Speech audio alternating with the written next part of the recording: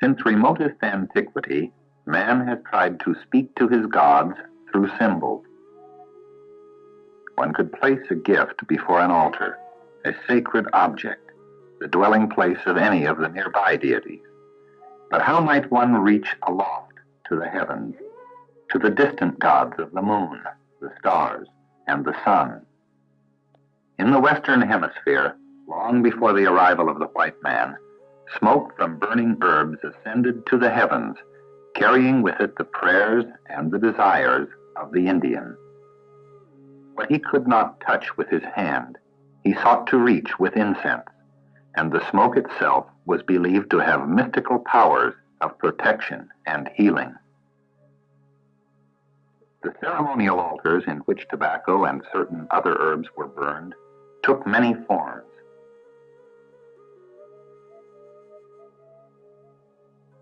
The most primitive container was probably a simple concave stone, or a depression in the ground made by removing the turf so that the virgin soil was exposed. Incense was also formed by puffing on hollow tubes filled with burning tobacco. At some point in time, now lost to history, a hollow shaft and a stone bowl were fitted together to form a simple pipe.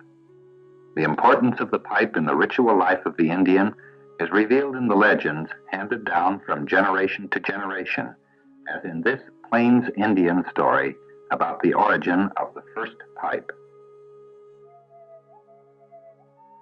One day, as two men were hunting on the prairie, a beautiful woman dressed in white buckskin appeared before them and said she had come to talk to their chief, Standing Hollowhorn.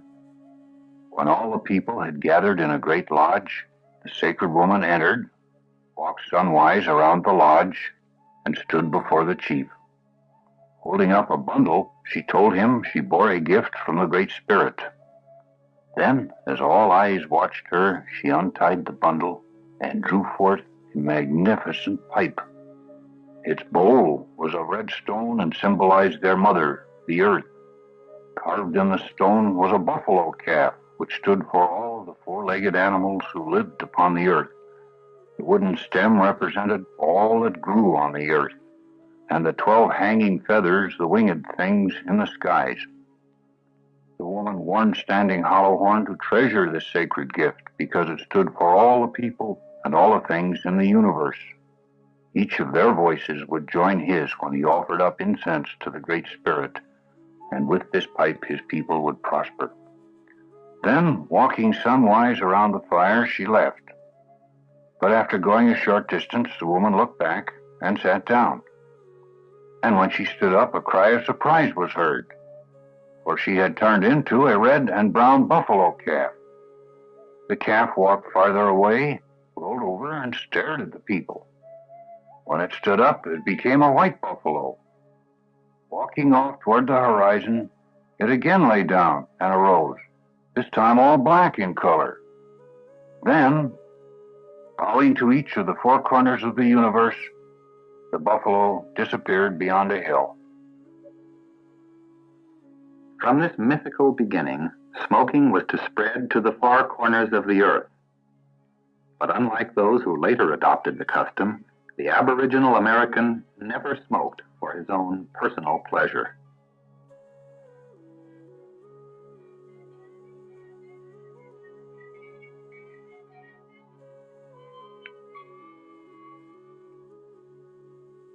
Of the many types of pipes made by the Indian, none was more sacred than the Calumet. Carefully fashioned after that first legendary pipe, it played an important role in many community functions. It was used to bring needed rain or favorable weather for a journey. It gave safe conduct to travelers. It served to formalize agreements, to placate hostile tribes, and to conclude a lasting peace. The word calumet is Norman French for tube or flute, particularly a shepherd's pipe. It originally referred to a highly symbolic reed shaft through which the life spirit of man was said to pass. When the French explorers first saw the ornate wooden pipe stems in America, they used this same term to describe the Indians' ceremonial pipe. In smoking the calumet together, the parties to a pact invoked the sun and the other major deities as witnesses, and the pact could not be violated without incurring the wrath of the gods.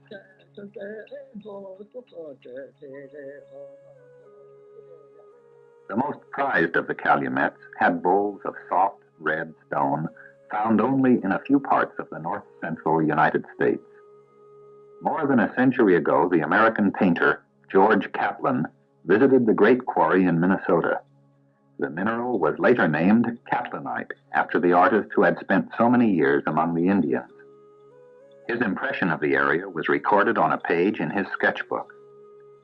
In 1840, nearly 6,000 tribesmen were said to have been camped around the quarry, and Longfellow would later write of this place in Hiawatha, telling how the Great Spirit instructed his people to make the first peace pipe.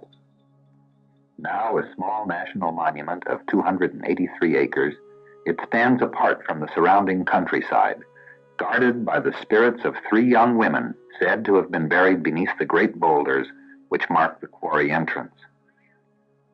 Before Catlinite could be removed from this hallowed ground, a sacrifice of tobacco had to be made to the 3 maidens. That tradition is still followed by Indians who come in quest of the stone. Men of the Sioux, the Mandan, and the Blackfoot, the Ojibwe, the Ponca, and others. For 300 years and more, Indians of the plains have stood before these boulders and sought permission to enter.